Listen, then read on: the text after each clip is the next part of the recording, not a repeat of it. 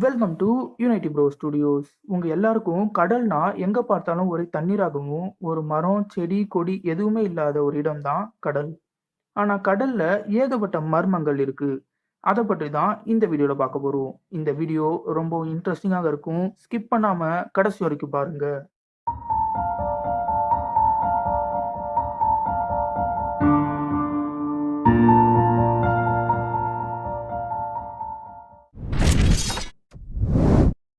முதலாவதாக நம்ம பார்க்க போகிறது the lost city Heracleion in Egypt.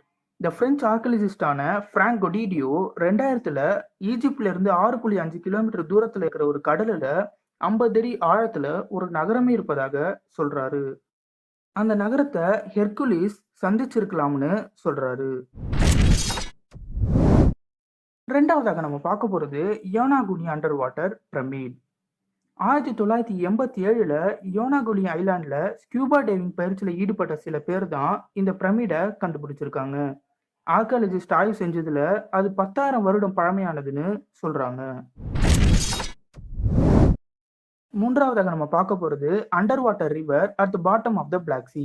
சில பிரிட்டிஷ் சயின்டிஸ்டால கண்டுபிடிக்கப்பட்ட இந்த ரிவர் 1 கிலோமீட்டர் நீளமும் 35 மீட்டர் ஆழமும் கொண்டதாக இருக்குதாம்.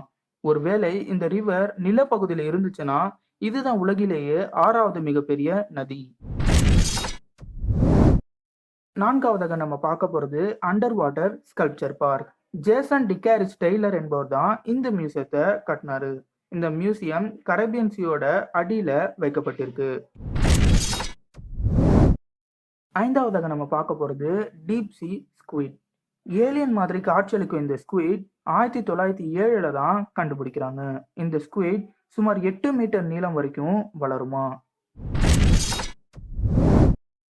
ஆறாவதாக நம்ம பார்க்க போறது அப்போலோ 11 இன்ஜின்ஸ் இன் அட்லாண்டிக் ஓஷன். 2013 அமேசானோட ஃபவுண்டரான ஜெஃப் பீசோஸ் தான் அப்போலோ 11 இன்ஜின்ஸ் அட்லாண்டிக் ஓஷன்ல இருப்பதாக கண்டுபிடிச்சாரு. இந்த இன்ஜின்ஸ் சுமார் 1969 இருந்து இங்க தான் இருக்கான். அவ்வளோதான் இந்த வீடியோ. இந்த வீடியோ பிடிச்சிருந்ததுன்னா லைக் பண்ணுங்க, ஷேர் பண்ணுங்க, மறக்காம யுனைட்டி ப்ரோ ஸ்டுடியோஸுக்கு சப்ஸ்கிரைப் பண்ணிடுங்க. தேங்க்யூ.